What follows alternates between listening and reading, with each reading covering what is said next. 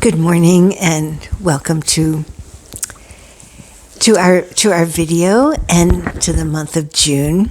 And our living room. Yeah.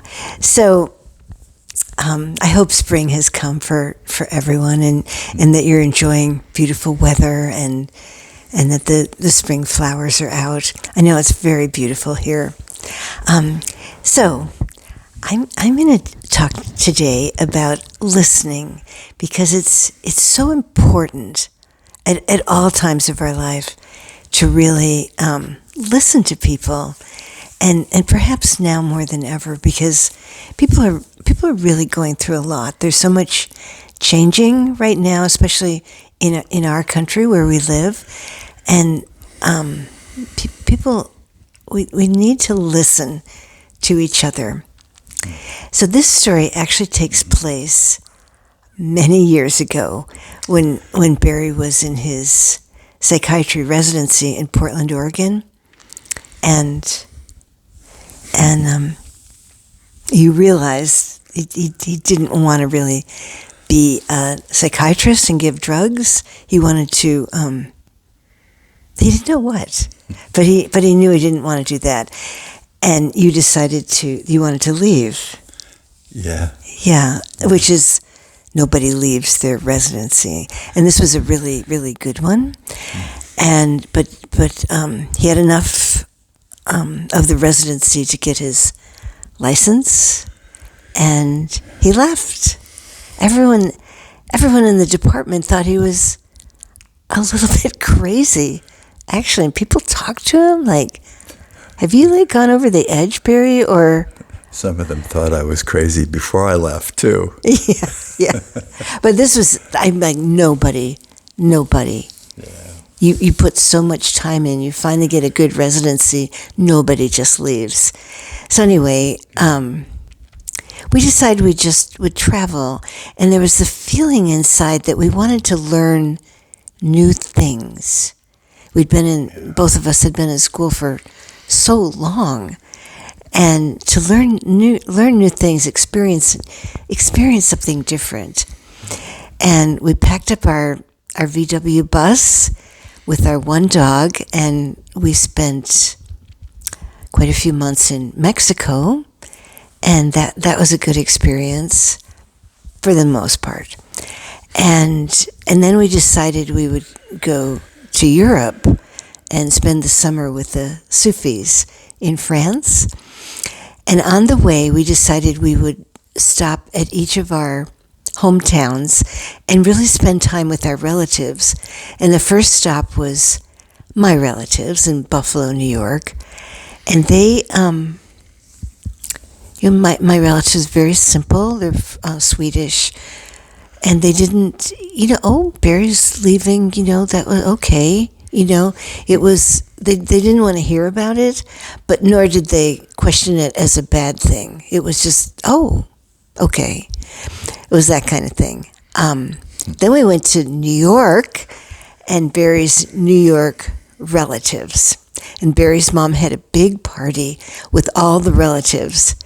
And if you've never experienced a big New York Jewish party, you can't hardly even imagine, because everyone talks at the same time. And so, Barry, how do they say it? Think of my big fat Greek wedding. But even though they're not Barry. Barry. What are you going to do? What job? How much money? Are you drinking enough water? No. What kind of job, how much money are you going to make? And he said, well, no, I just stopped, and we're just going to travel for a year. And this was met with silence. None of them knew what to say. And so they didn't say anything. And they just kind of left us alone and started having their own party without us. And we sat just quietly in the living room. No one was talking to us. It was just too different for any of them to deal with. So Barry's Uncle Ralph came over and he said, it's too noisy in here. Let's go in the kitchen. And he sat with us and he said, so what are you doing? What is this all about? And we started to tell him, and then we realized he was listening, deeply, deeply listening. He'd ask a few questions, good questions, and it would bring us out, and we talked with him for probably a half hour. We told him all of our hopes and dreams for this, and how we had so much more to learn, and it wasn't about being in school and getting the best job. And he ended it, and he said, well, I've never done anything like that myself, and I don't know if I ever would. Jobs are important to me, but I can appreciate that you're doing something different, and I wish you good luck. And it was such an amazing experience to be listened to, even though he didn't understand it, even though he wasn't really behind what we were doing. He cared. He cared to listen, and I feel that that's what we're needing to do, especially in our relationships, is to really listen to people, and it's a gift. It's just a huge gift, and it helps people to open up. We do this in our workshops all the time. We often get into smaller groups, and we tell the groups that for 5 minutes, one person is just to speak, and the others just listen. Don't interrupt. Don't ask questions. Just listen, and then at the end of that, they can ask like a question, but mainly listening, and it's so healing to feel that you're deeply listened to. And that's one of my favorite things to do, is to listen to people, and I love it because I learn so much, and it makes me happy. That's beautiful. I'm realizing that sometimes to really listen, it's not just about being quiet, because sometimes to really let a person know that you're hearing them is to ask a question that helps the person go even deeper. And I realize that it's a skill, it's an art, but it's beautiful just to listen and not say a word, but it's also beautiful to have the courage and actually to take the risk to ask, to help the person go deeper in whatever they're saying. So that's like the active part of listening. It's beautiful, Barry. And the other thing I wanted to say was,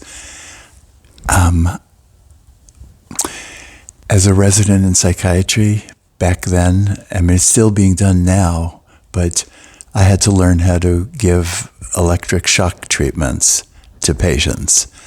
And to me, it felt so barbaric, and I had to do it. It was part of my training. And that went into one of the reasons why I left psychiatry. Yeah. Mm-hmm. Yeah. Well, while you're getting your harmonium, I wanted to add that those years when seemingly we weren't doing anything, we weren't making any money, and like a bit of a failure in the eyes of so many people, those were some of the best years, and we learned. Well, it was like a year and a half. Yeah. We learned so much, which allowed us to do the work that we do. So I just wanted to share that. Oh, yeah. We did a lot of listening. Yes, we did. We did. Okay. Listening and learning. Okay. I just got back from a 5-day solo trip on this amazing river the Eel River in Northern California. And in 5 days, I didn't see one other person, which is so amazing to me that you could have so much solitude on a river. And of course, I mean, one of the reasons is this is a river that has a season that could be as short as 1 week. And I hit it just right because now it's too low. There's not enough water. But while I was on the river, I remembered writing this little song on another trip. And on that trip, I wrote this song. I had a little portable keyboard with me, and I was going down the river, and there was a group of young people. So in that trip, I saw one other group in their boats. And as I went by, I don't know why I did this, but I said, I just wrote a little song. You want to hear it? And I sang it. This one boat had like 6 people, and I just sang this little song, and they were so excited, and they said, "Oh, sing it again! I want to learn it." But the song is it's about how we can make change in the world, and that the world actually has a destiny that we can actually help. Okay.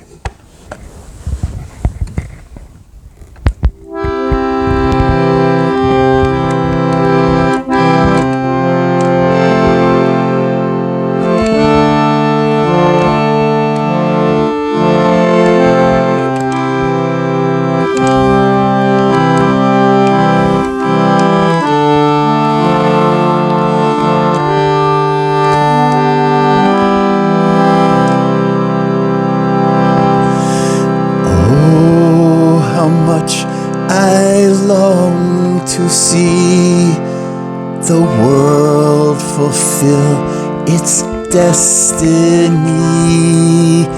It all depends on you and me, and how much we can love.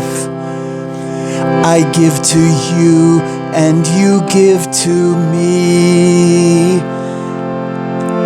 It's a divine symphony. We can rewrite history and do it all with love. La la la la la la la. La la la la la la la. La la la la la la la, and do it all with love. Oh, how much I long to see the world fulfill its destiny. It all depends on you and me, and how much we can love.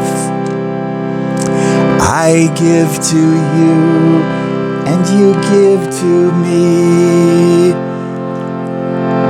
It's a divine symphony. We can rewrite history, and we do it all with love.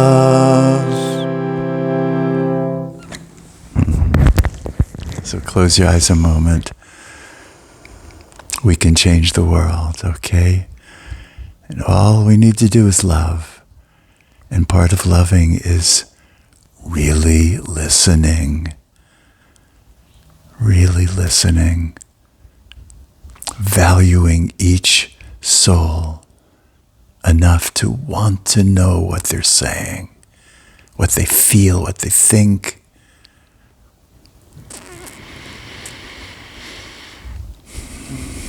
Okay, so practice, everybody. You can open your eyes and practice really hearing somebody,